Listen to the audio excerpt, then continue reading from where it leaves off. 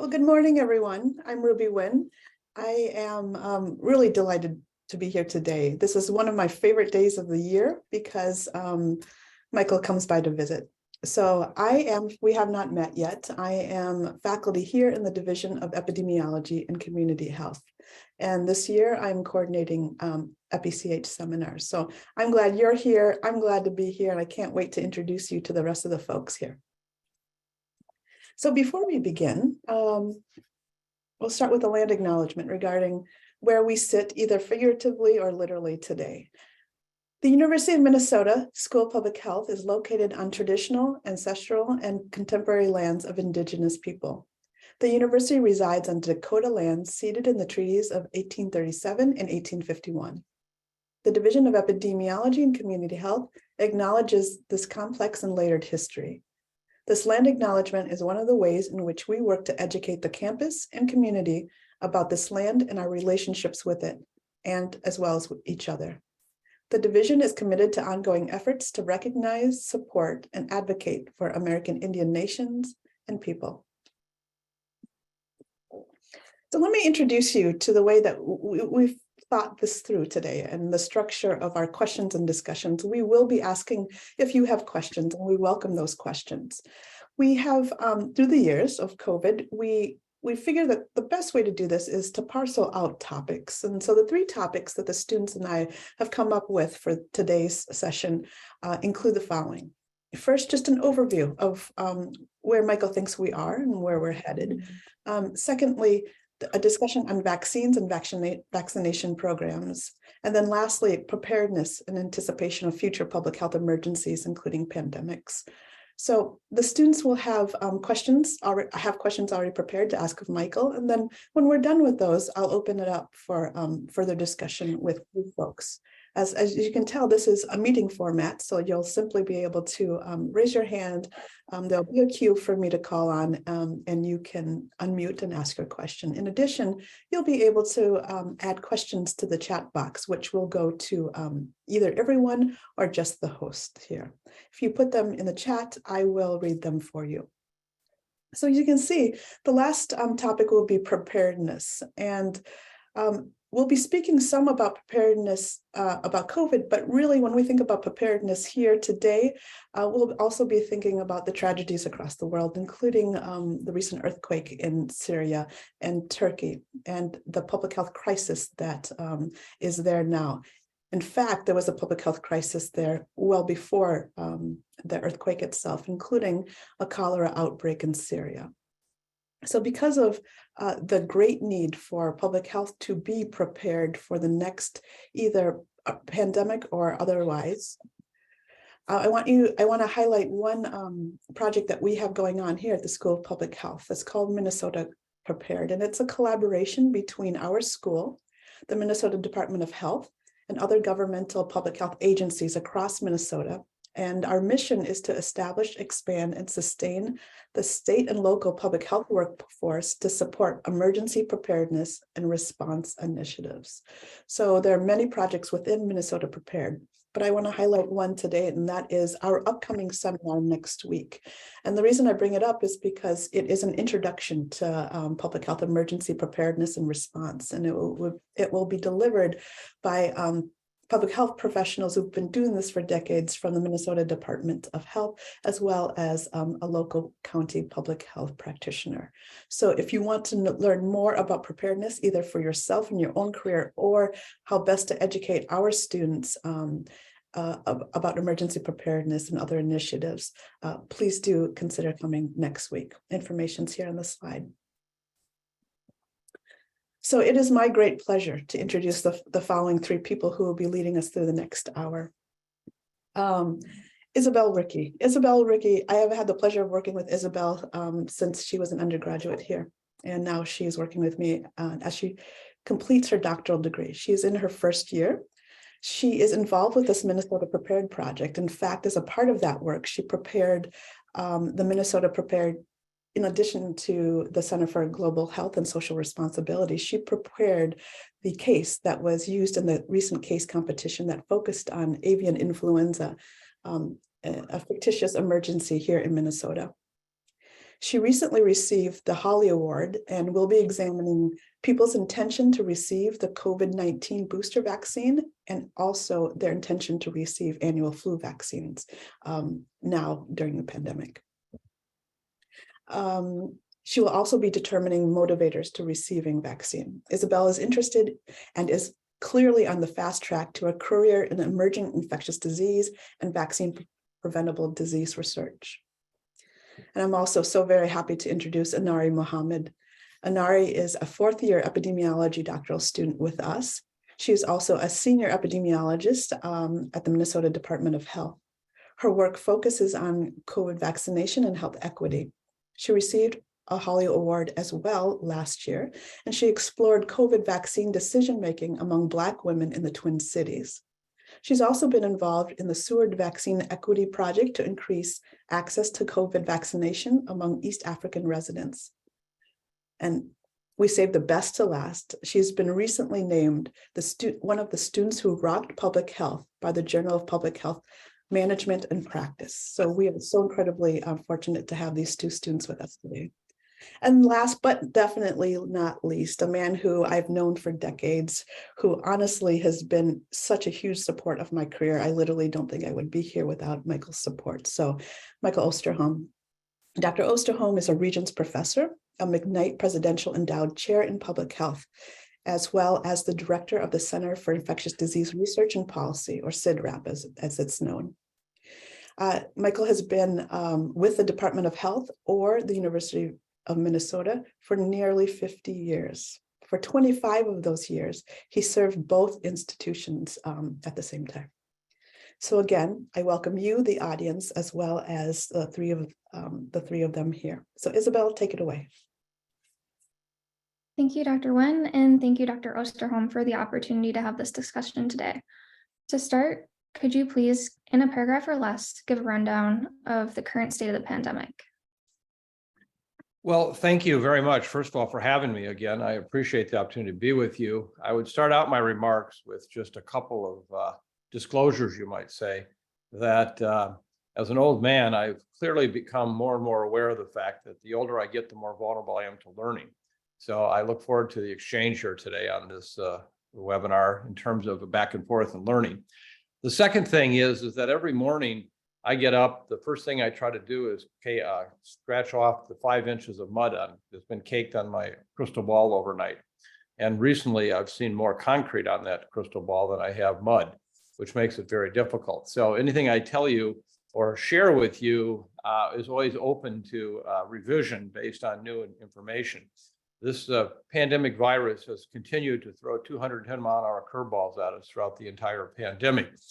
And I think that one of the things that is very apparent, and I think Niels Bohr, the former physicist, once said, prediction is very difficult, particularly when it's about the future. And so I'll give you that caveat right now. We are watching this virus go through the world. We've just watched the darkest days of the pandemic in terms of total cases and deaths in China with 1.4 billion people. They clearly have set a whole new kind of course for the pandemic as we've seen there. But what's happening right now is we've really gone through a series of waves in this pandemic. When we look at what happened originally in Wuhan, we had a coronavirus that had probably an R0 of about 2 to 3. And what has happened that first year was, in fact, an infectious disease that surely was a challenge, but not what we eventually saw it to be. We had peaks and valleys in cases in that first year outside of China. We saw it in Italy, in the Lombardy region. We saw it in parts here of the United States, other parts of Europe. And basically, the year ended, though, the 2020 year ended with great excitement when we had a new vaccine or vaccines that came on the forefront. And even at that time, we recognized that it wasn't just about having a vaccine, it was also getting it administered. I did a podcast entitled The Last Mile, the Last Inch in November of 2020, in which I raised the challenges of getting vaccine to people and getting them to actually take it. But also there was a certain enthusiasm that I felt was not at all warranted, but at least, who am I as an epidemiologist to take on the immunologists, vaccine experts, in terms of just how well these vaccines would work. The initial data, the mRNA vaccines in 2020 and early 2021 actually ended up providing us with high levels of protection in those first weeks to months after administration of 2 doses. And people at that point more or less began to assume that it was going to be like measles vaccine, where if you had 2 doses, you were pretty well good for life.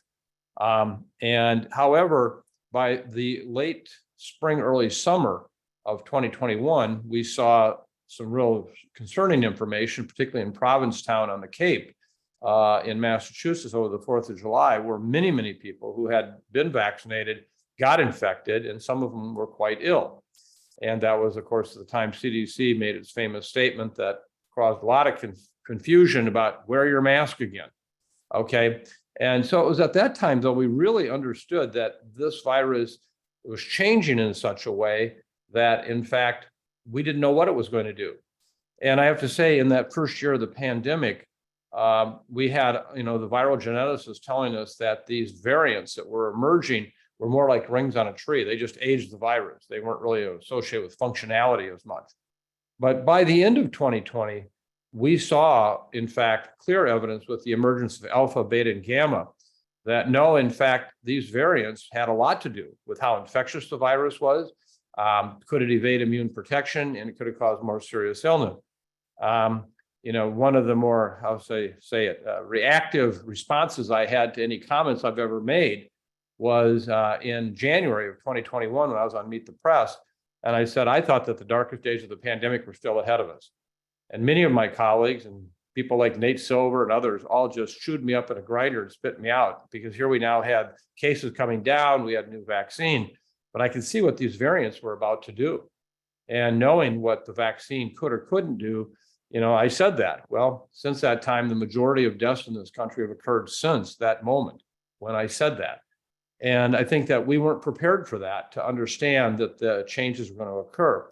So then along comes Delta during the summer, which raised, again, that mountain peak of cases, and then came back down much as a mountain valley. And we kind of assumed that these peaks and valleys were going to be the key. Well, then along comes, in the end of 2021, was the Omicron variant out of South Africa. And that one had a very, very high level of infectiousness. Our knots reported 8 to 12, somewhere in that area. And we saw it sweep the world. And of course, it was at that time, the Omicron variant was not nearly as infectious, was not nearly as likely to cause serious illness, but it was much, much more infectious. And so we saw the big wave in January, February. We had major challenges with healthcare systems, et cetera. And then what happened after that was, instead of seeing these mountain peaks and mountain valleys and surges of cases, with Omicron, we saw all these subvariants develop. We didn't see a new variant. And so we had everything from BA1 to BA5, and I go down the laundry list. And instead of seeing, at least in the United States, these big changes, we hit a high plains plateau. And if you look, we have largely been, and I'll just use deaths as the best example, because at least we count those in a standardized means. Right now, testing and reporting of cases is so variable. But if you look, literally for the last 10 to 12 months, we've had between 380 and 550 deaths a day in this country. And most of it's been in the 400s into the lower 500s. And that's with different variants coming and going. And as a world, we've seen a very similar situation. For example, countries that for the first 2 years of the pandemic were held out as models, do it like they do it, including countries like New Zealand, Australia, Japan. And the bottom line was, by the time that we've now arrived here, COVID's become a great equalizer. There isn't a country in the world that hasn't been scorched by COVID. Nobody. And even to the extent that things that happened that we couldn't have predicted. In August and September of this past year, we saw the first big surge of cases in Japan with BA5, one of the subvariants of Omicron. And it was remarkable what happened. They were approaching some of the highest levels of deaths in the pandemic. Well, then cases came down precipitously in October, early November. And then in December, another peak occurred, which was higher than the previous one they just had. And they actually exceeded the highest levels of case mortality ever reported in the pandemic. And again, it was BA.5. It was the same virus that they had seen in the previous surge. What was that about? And so this has continued to just throw curveball after curveball. And, people want to comment on this, the seasonal virus now. Well, it's not. There's no evidence of seasonality. I've been following closely for the last 12 weeks the epidemiology of COVID in the northeastern part of the United States and in New South Wales of Australia, Melbourne and Sydney. They've been identical for 12 weeks. Now tell me, is that seasonal? And so one of the challenges we've had is also even trying to understand what it might mean to where this virus is going. Now, clearly, we see an increased level of immunity in the population across the world. There's no doubt about that. The question is, what does that mean?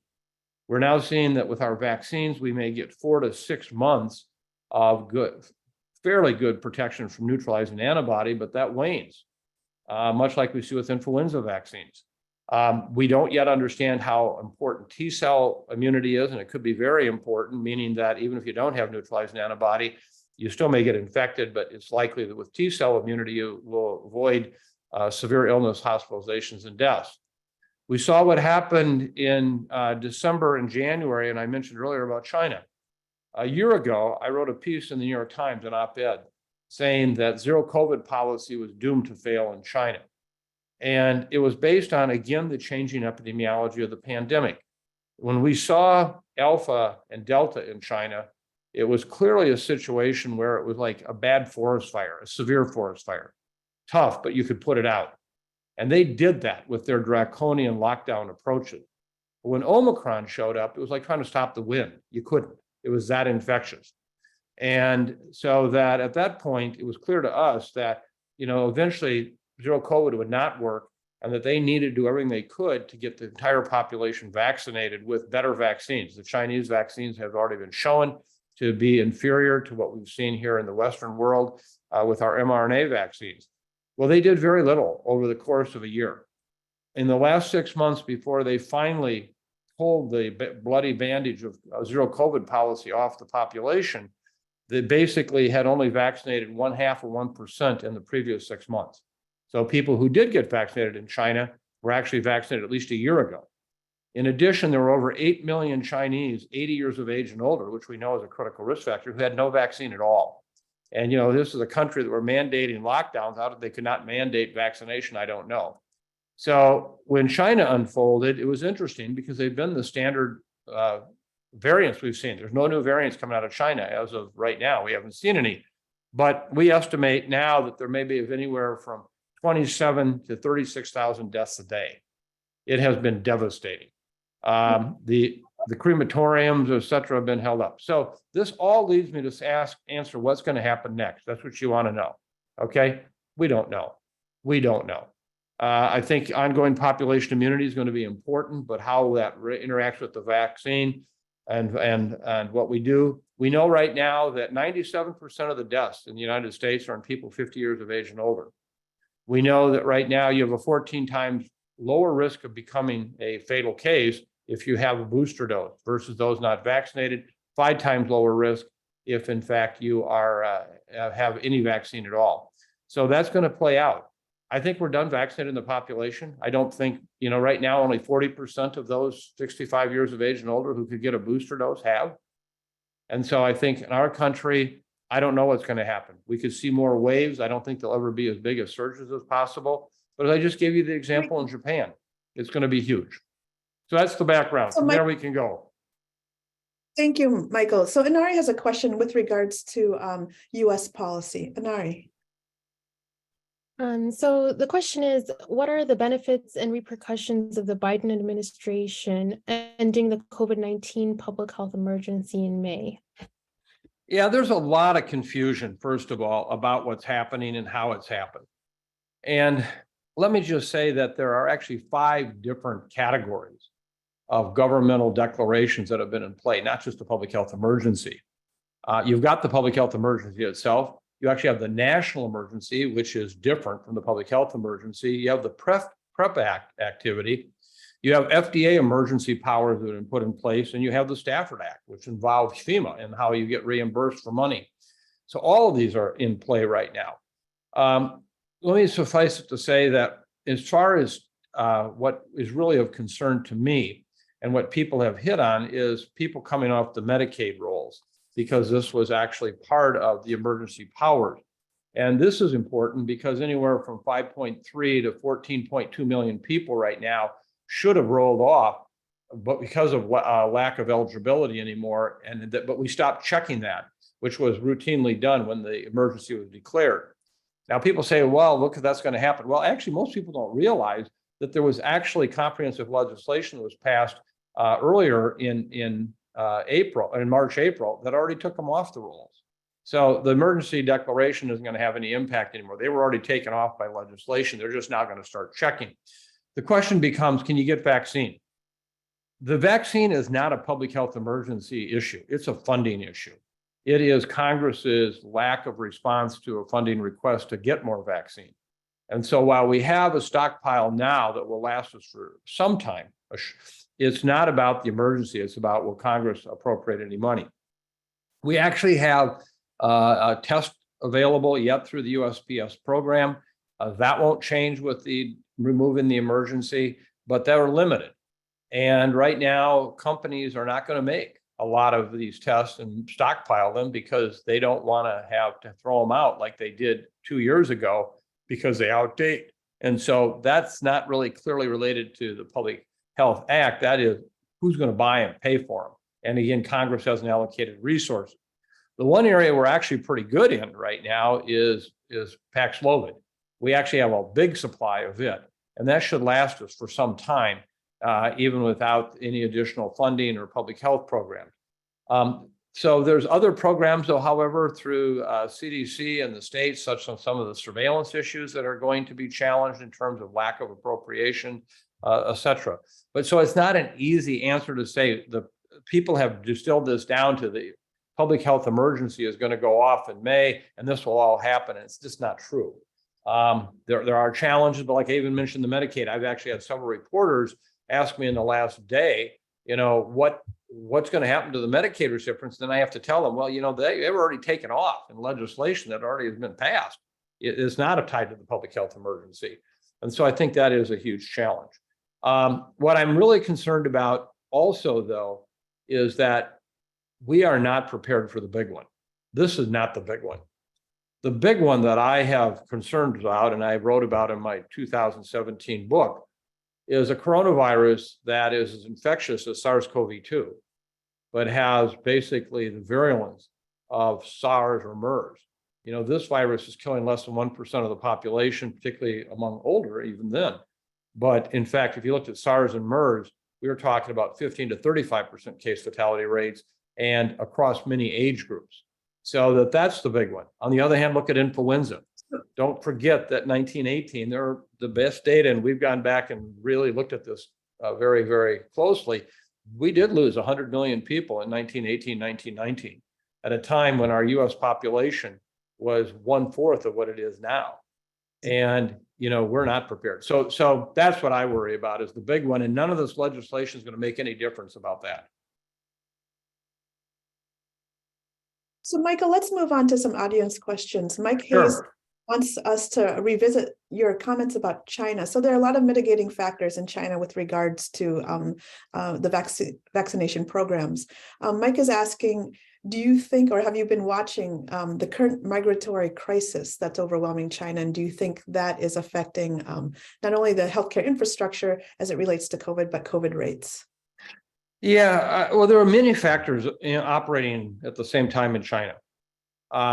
One is they're a much more highly vulnerable country to COVID, just given their age distribution and the number of people who are older who are at increased risk because of their age. The second thing is their healthcare system. They have basically 1/10 the number of ICU beds per population as we do in the United States.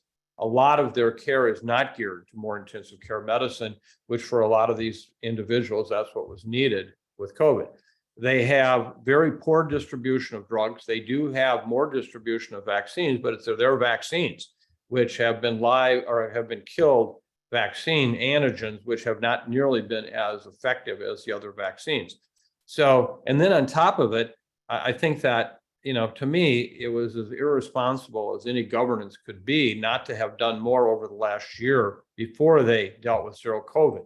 And I think there was a certain disconnect between the science community in China, because I know some of these people and have had conversations, and the political leaders, because I think that the political leaders took it to mean that they'd controlled Alpha and Delta so they could control Omicron, and they never understood they couldn't. And I think they were extremely surprised that they hadn't dampened it to the point of eliminating it by last fall. And with that, of course, came the social unrest, which was what really drove, I think, the zero COVID policy to come into play, because they realized that they were losing the battle against the virus. They realized they were losing the minds of the people. And so they just let it rip. And to me, that was irresponsible. They should have been much better prepared and planned for that. And they didn't. So I think, yes, all these factors, the political factors, the migration issues, all of them come to play right now. And, we're going to be looking at this carefully. The other thing I have to say is, we've been in contact routinely with two different academic groups in China who I have the highest regards for. And they independently have determined that they thought that the R0 over the last month in China for COVID, SARS-CoV-2, was somewhere between 16 and 18. That's remarkable. I mean, that's measles on steroids. Okay. I mean, that's high. And so I think that also, even though it was a variant that we'd already seen before in the rest of the world that hadn't done that in such a highly vulnerable population, that variant took off. And I think that that's also part of why China experienced what it did. So, like I said, I've known Michael for decades, and in fact, we call him jokingly Uncle Mike here. So, Uncle Mike, not everyone in the audience is used to your way with words. So, Angela Noman is asking for clarification with regards to your term that we're done vaccinating in the United States. Now, I'm actually not going to have you answer Angela's question yet. I'm going to have us transition to the vaccination section. So, Isabel, can you ask your first question on vaccination?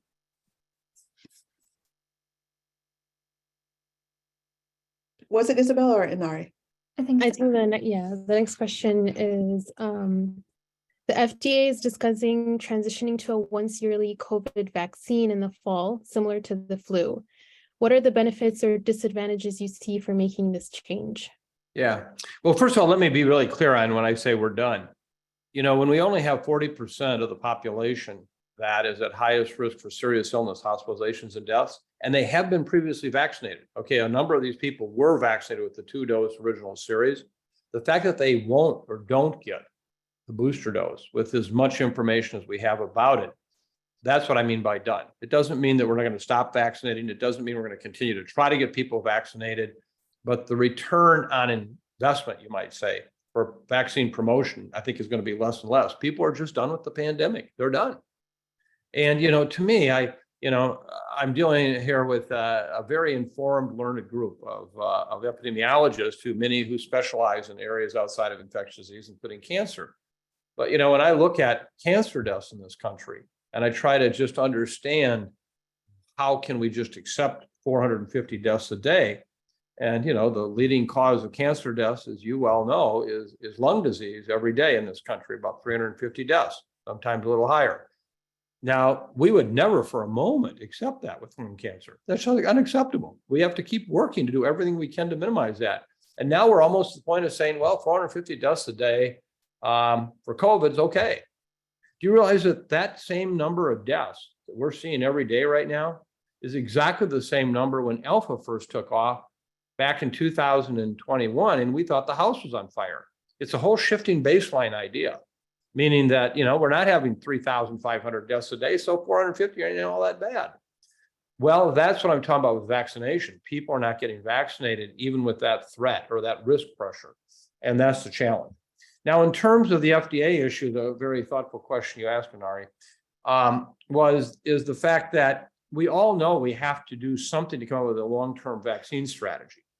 These vaccines have done a tremendous amount of good, but they're not what we need. We need better vaccines. And our center has been very involved with developing a roadmap to get better COVID vaccines. But in the meantime, everybody is kind of trying to feel their way in a blind manner. So what is the policy? Well, if you look very clearly, the vaccine neutralizing antibody drops precipitously by 6 months. And we know that protection, however, can stay longer than that. And that's why I mentioned earlier about the T cells. But even with that, over time, we see protection against serious illness, hospitalizations, and deaths dropping. So I am one of those that said, I want to get my booster every 6 months, much like flu. Now, what they're trying to do is make this be a seasonal vaccine, which makes no sense right now. Seasonal vaccines are related to seasonal diseases. If you look at influenza, and this year was somewhat different, and there was a very early season. We saw flu and RSV show up around week 41 of the 52-week surveillance year. Normally it shows up in the 50s, and sometimes not even until week 1 or 2 of the next year. But if you looked at what happened this year, it was a very normal flu season. Now, the media blew it out for all proportion. There was no triple-demic. It was just displaced 10 weeks earlier. And the exact same thing happened in the Southern Hemisphere during our summer, their winter. And the challenge, I might add, that you saw the media say, oh my God, the hospitals overrun. That's true, they are. But the problem was, it was because of lack of capacity. We've removed hundreds and hundreds and hundreds of pediatric beds around this country from care over the past 5 years out of reimbursement. It had nothing to do with we didn't need them. So coming back to this, if you look at that flu vaccine, you give it right before the season starts, because we know you can lose up to 15% per month of protection with flu vaccine. So if you get it way early, you're going to have reduced protection as the season goes on, and if it's a later season. So now, what are we going to do about COVID? Well, there is no evidence this is a seasonal virus. I could give you the peaks and the ups and downs and where it goes, and it has not been seasonal. And I gave you the data already on the New South Wales, the Northeastern United States example, where at the same time, they were both having the same epidemiology. So I don't know if I want to get my shot in October, maybe September, and then not have another peak in cases until April or May, as opposed to December or January. And so they've got to work this out yet. I think it's probably not going to be a reasonable policy, and I don't know how many people would follow it. But frankly, from a permissive standpoint, I'd like to see everybody have access to the vaccine twice a year, 6 months apart, whenever that anniversary date comes up.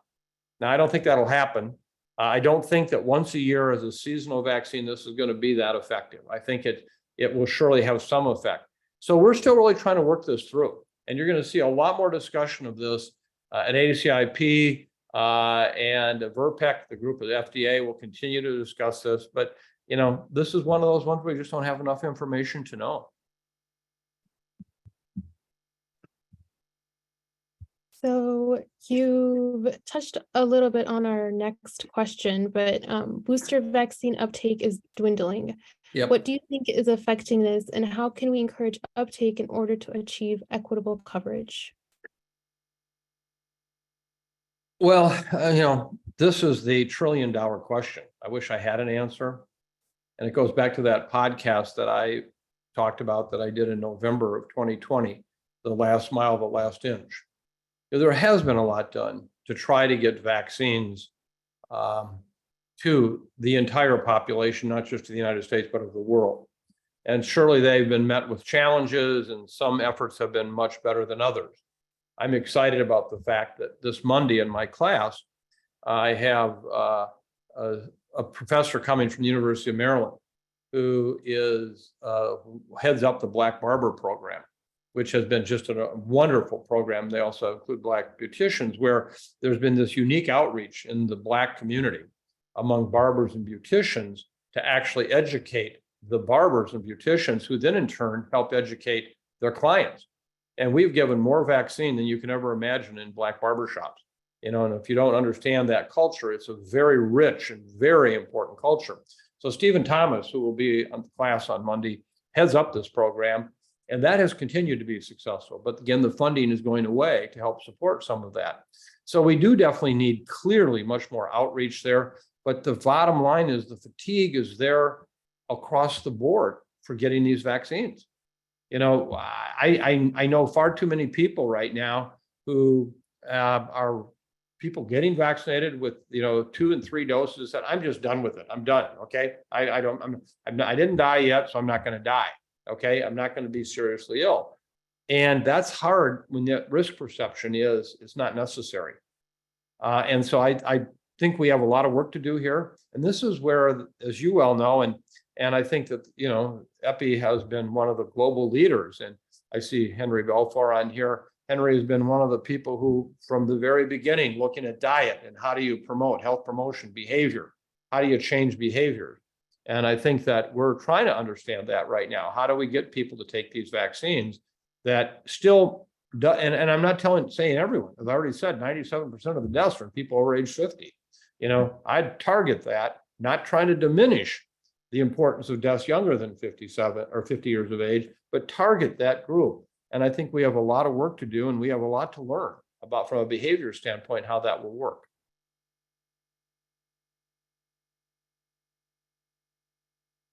Our next question is, we've probably all heard the phrase, we can't boost our way out of this pandemic. And between low booster uptake and issues with waning immunity, that does seem to be the case. In light of this, what other strategies or mitigation efforts do you think are going to be most important as we continue to deal with COVID?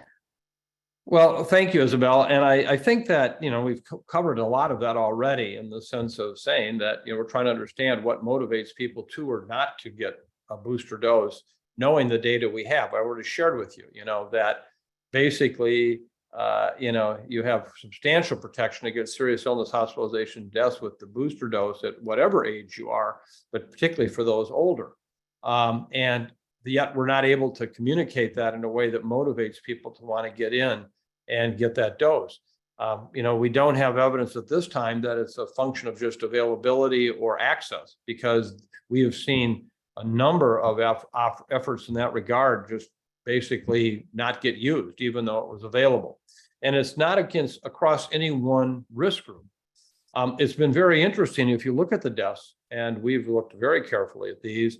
During the early days of the pandemic, there were a major increased risk in the communities of color, many who were essential workers, who, because of that, ended up having to go to work. They potentially lived in 3 generational apartments, where the risk of bringing the virus home and the implications were huge. And if you look at that, we saw that major increase. I personally got very involved with that, having started basically a foundation for healthcare workers who died from COVID with likely or possible exposure at work. And the disproportionate number of members of the community of color and indigenous populations was striking. Well, now, if you look at it, the increased risk in deaths are among white, older individuals in red counties. And most often there are people who have not had any vaccine at all.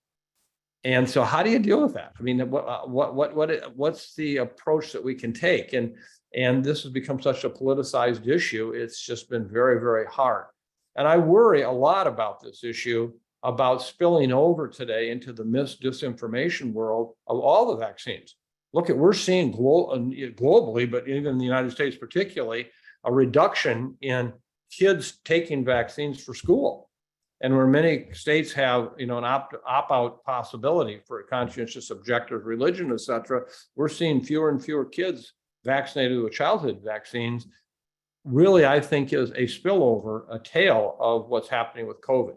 So I wish I could answer this. I can't. I don't know what the answer is, but I can tell you it's a really critical question.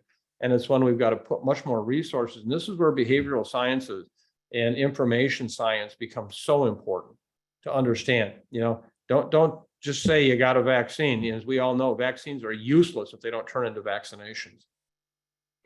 Michael, our colleague Heather Nelson asks, do you have a pulse on, are you taking a pulse on different modalities for vaccine administration? So where are we at with nasal administration? Well, yeah, let me just say that CIDRAP is coming out in 2 weeks with a major coronavirus vaccine roadmap. It was put together by over 60 some international experts from countries around the world. And we've been working on it for the last year.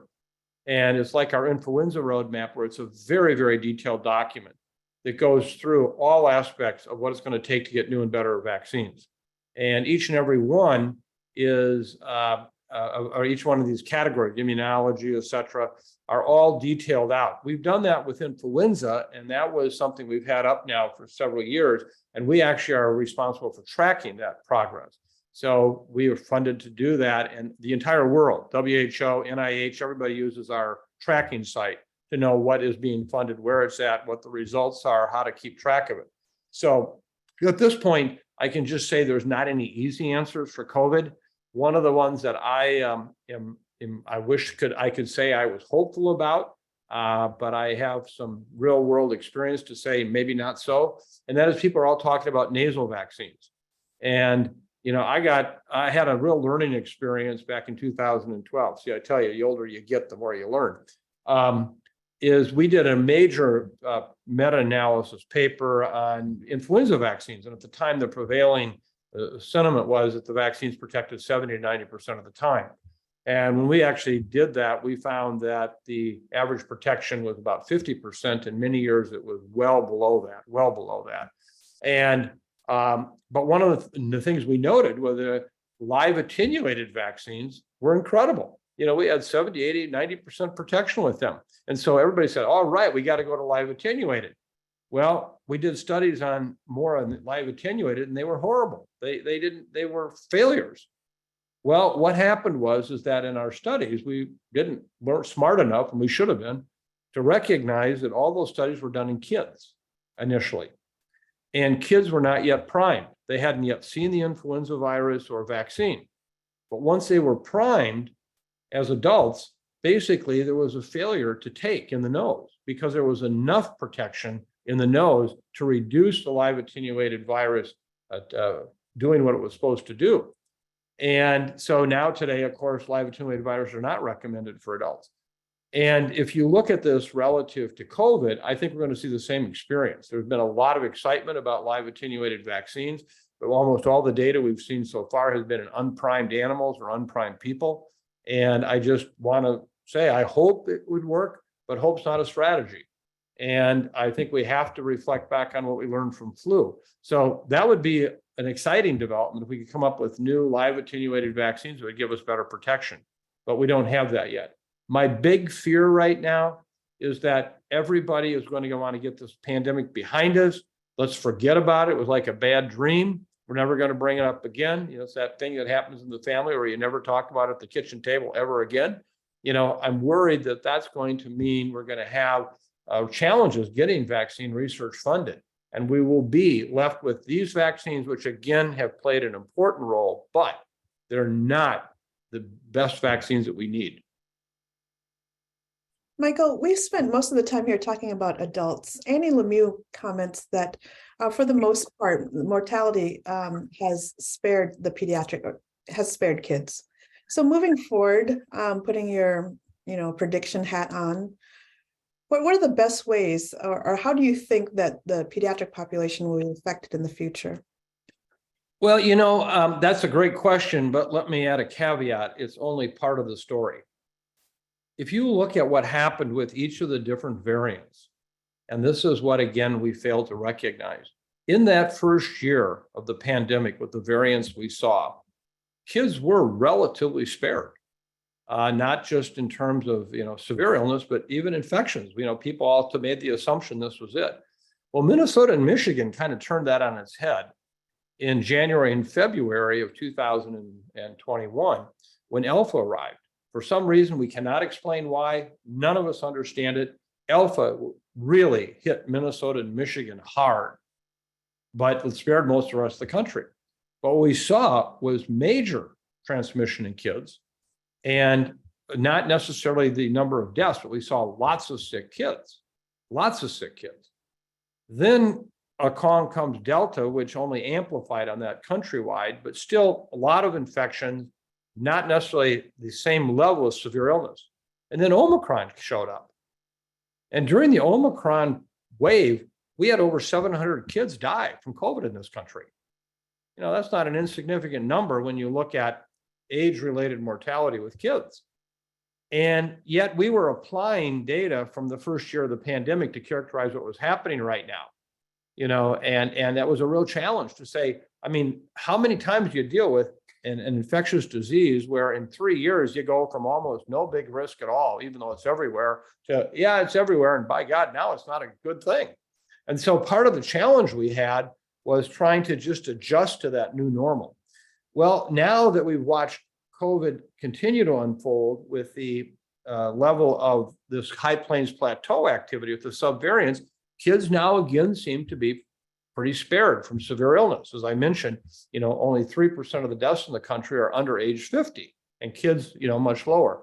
So I think that one of the challenges we have is we don't yet understand both host immunity, new variants, and age, and what that all means, and underlying health conditions. So I think the challenge we have there, the one thing I do want to add is that I'm very concerned about immune compromised kids. And one of the things I didn't mention, which is, was kind of passed off as if nobody even thought about it, EpiShield, which was our last monoclonal antibody. EpiShield was the monoclonal that we were giving to people in a prophylaxis manner so that if you were immune compromised, couldn't mount a good response with vaccine, you basically would have this onboard protection. Well, in the last 2 months, particularly with XBB 1.5, that is now taken from us because the immune evasion now gets around the EpiShield. So kids today who are immune compromised, don't even have that product available, which is a serious challenge. Do you want to comment on pediatric vaccinations at all? I think it's an issue where, from a risk benefit standpoint, we're going to keep talking about, the very rare occurrence of myocarditis in kids who get vaccinated versus actual disease. And the risk benefit picture still favors very much the vaccine.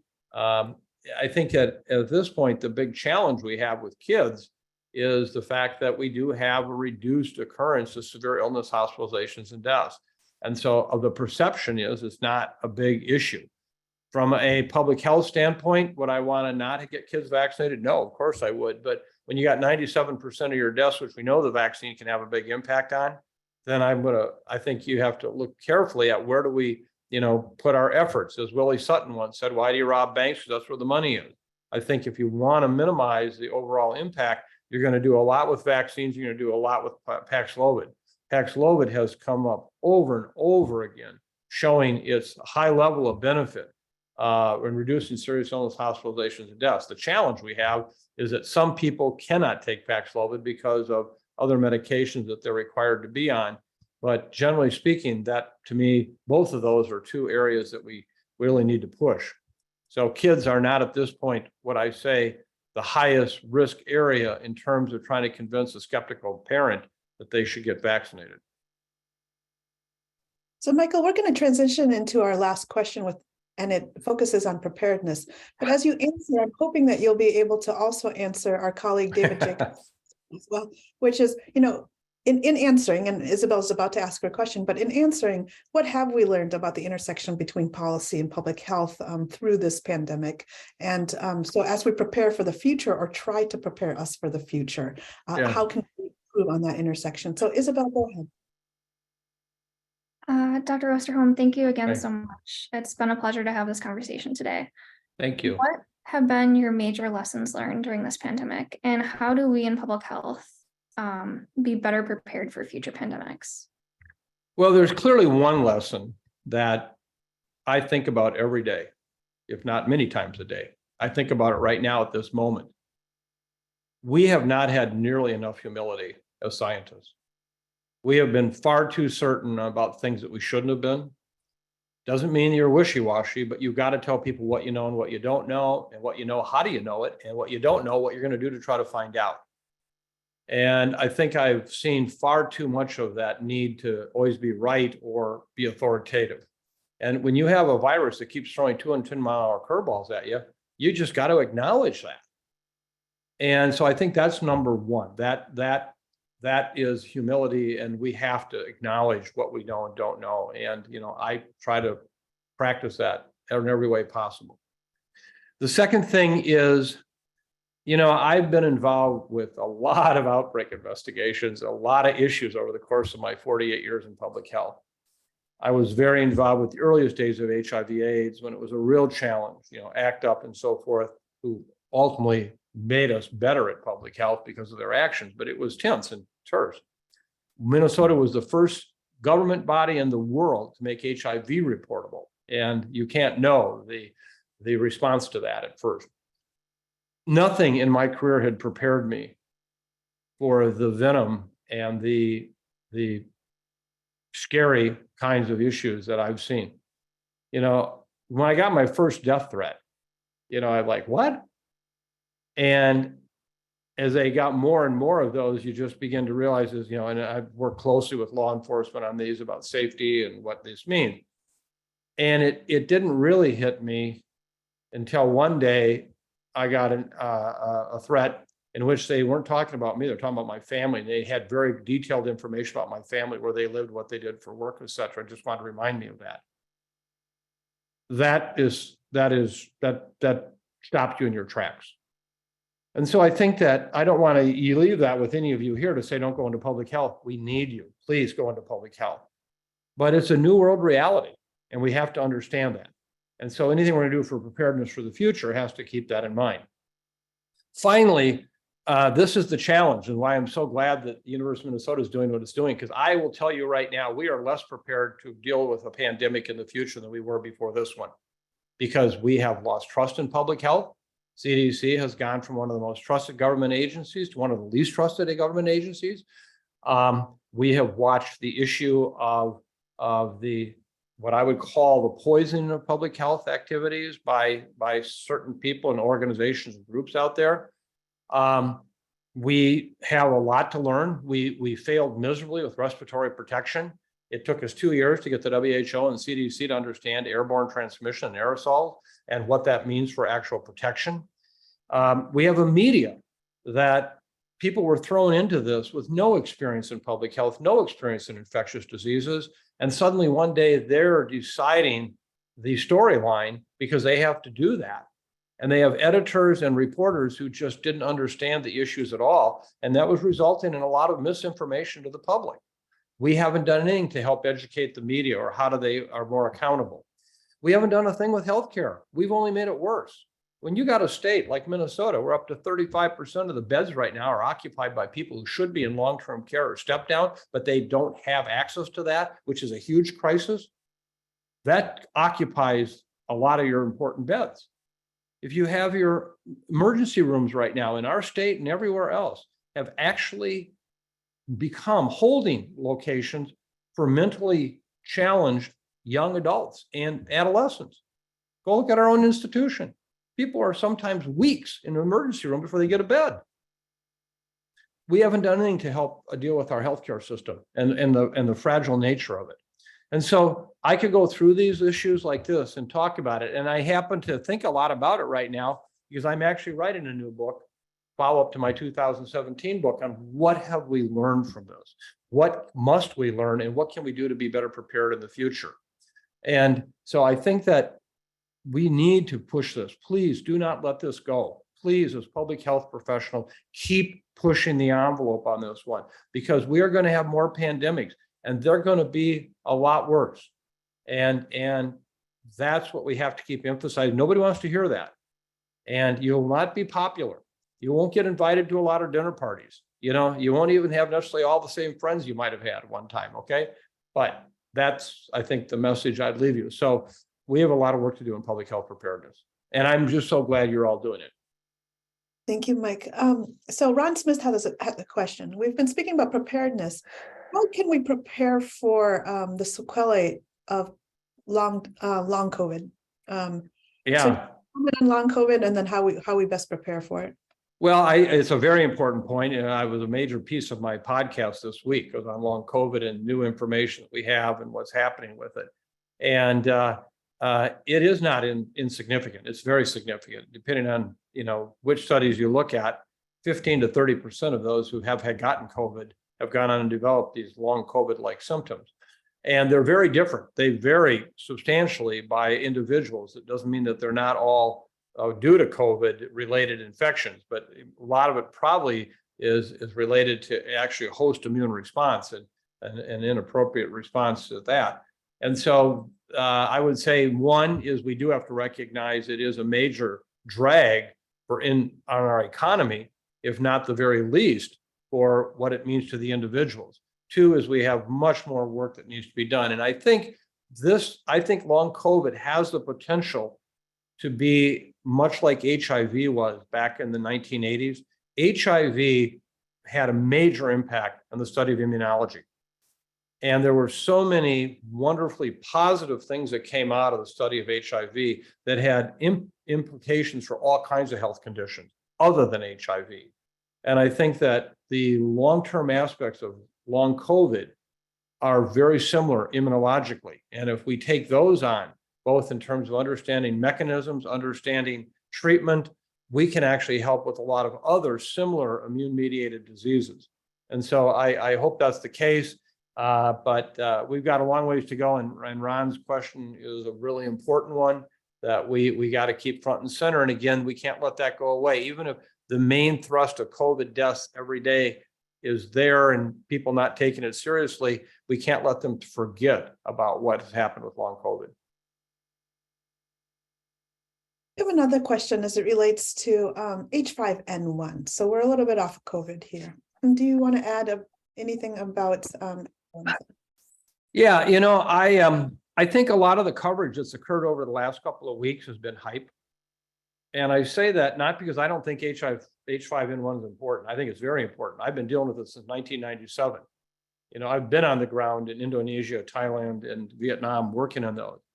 You know, I was there with, 105 cases a year in humans in the Nile River Valley. But if you look, this virus has been with us now for 27 years, and it has continued to come in and out, in and out, in and out. And the recent activity is not good in the animal population, but in many ways, we've had a similar experience, or at least a learning experience before with this virus. I mean, I sat in the room in 2012 at the NIH as a member of the National Science Advisory Board when a major researcher in flu presented to us why at that time H5N1 was just one mutation away from becoming the next pandemic strain. And people were literally glued to their seats, sweating in their palms, and nothing happened. So I think we have to be very careful here. We need to be mindful that yes, it could be the next pandemic virus and it could happen soon. But we also had a lot of experience where it's been here, it's come and gone, been here, come and gone. And I think that we may be in a come here and gone moment right now. And what I worry about is people and say, look, you scared the hell out of us needlessly. You told us about this H5N1, it was going to be the next pandemic, and then nothing happened. And so we have to titrate this messaging very, very, very clearly about it could. But this is, in fact, the truth. Over the last 27 years, look what we've dealt with. Michael, we have one question that from our colleague, Linda Frizzell, that deals with masking. And so you've actually done this in different ways throughout, particularly your comments on COVID fatigue. Yeah. Add anything else specifically about the future of masking? Yeah. Well, Linda and I have had this discussion many times. So thank you, Linda, for asking the question. I think the one thing that just floors me is how we still almost deal with the miasma-like environment in this world. This virus is transmitted clearly by aerosols. If you know nothing else about an aerosol, know that smoke, know that perfumes can be aerosols. If you're in a room right now, 25 by 30 foot, and somebody was in one corner and you're in the other corner, and one was smoking and you were there, you'd smell it in no time. That's what an aerosol does. And the kind of procedure masks that people have traditionally used will not protect you adequately. And we have the data to show that over and over again. And there have been a lot of bad studies that have criticized that point. But the bottom line is that to be adequately protected against a respiratory virus like this with aerosol, you have to have an N95 respirator type application. And if you don't have that, I'm not even sure you reduce your risk. It's kind of like, to me, replacing 3 of the 5 screen doors in your submarine with metal and leaving the other 2 open. What good is that? And so the important thing is to mask, quote unquote, effectively. The second thing is to do it generally. I am right now often the only person. I was at a meeting several days ago with 50 people there. I was the only one in the room that had an N95 on. And I'm not embarrassed. I'm not apologizing. Because right now I have 9 close friends, colleagues, or family who are really sick with COVID, who have had at least 4 doses of vaccine. And I know damn well, in their cases, they had that one moment. One went to a hockey game for the first time without a N95 on.